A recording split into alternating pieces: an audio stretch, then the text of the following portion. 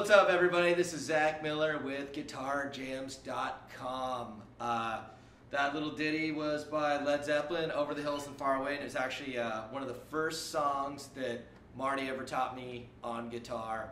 As you might know, I'm Marty's little brother. I'm also one half of the band Cotillon with our other younger brother, Jordan Corso. Check us out on Bandcamp or Facebook, any kind of good old social media. This beautiful, beautiful piece of machinery right here is my very own Larrivee model 00060. That's a 00060.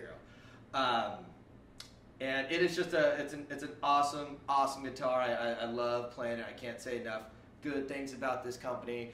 It's made by Jean Larrivee, who's actually Canadian, but this is made in the good old US of A by American, right?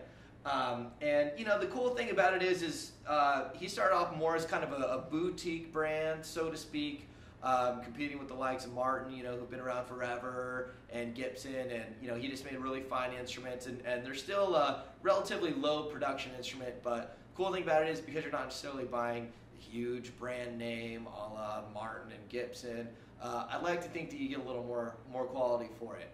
But this is basically a parlor guitar, and what that means is the body is actually a little bit smaller. It's actually technically, I think, a grand parlor, but parlor guitars are those cool kind of old-timey guitars that you see someone like Robert Johnson playing, or you know, maybe a guy in the 1920s, you know, that's playing little finger style, you know, Americana bluegrass type thing. They typically have very narrow shoulders, very narrow bout to them, which gives them a really cool kind of bright sound, a lot of good projection because this small body is just really shooting that sound out there. A lot of players in the 60s actually went to dreadnoughts just because miking technology was such, in terms of live performance, where they needed a really kind of loud, bombastic guitar like a dreadnought or even a jumbo or some kind of grand auditorium guitar that would give them a lot of projection so that the crowd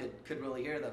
But what's cool is, you know, nowadays with the pickup technology that we have, you can actually kind of go back to a more idealistic body size that gives you that great sound, and then leave it up to the pickups to really, you know, capture that tone. But some specs on this guitar: it's got a nice, beautiful spruce top, and then rosewood sides, rosewood back, and you know, historically those are the most popular wood combinations for acoustic guitars. You know, you'll see a lot of stuff with mahogany sides maybe, or maple tops, which is more traditional of like electric guitar construction. But you know, really the spruce here and the rosewood being a really hardwood, softwood, really gives you just a great overall sound, and really just kind of rings out. Another cool thing I liked, you know, and again, kind of something that is an old-timey feature, which I just think is really cool, you don't see a lot of anymore, are these really cool slotted headstocks here. I see them on a lot of parlor guitars. You also see them on a lot of classical guitars. Obviously, this is a steel string acoustic, but you know, these slotted headstocks, I mean, again, I don't know how much functionality they actually have, but I think aesthetically they just look really cool. And another nice little touch, again, kind of the boutique flair is it's got these little ebony buttons right here that you know, really kind of lend itself to a nice touch. But anyway, I hope you like the guitar. If you want to see more, go to GuitarJams.com.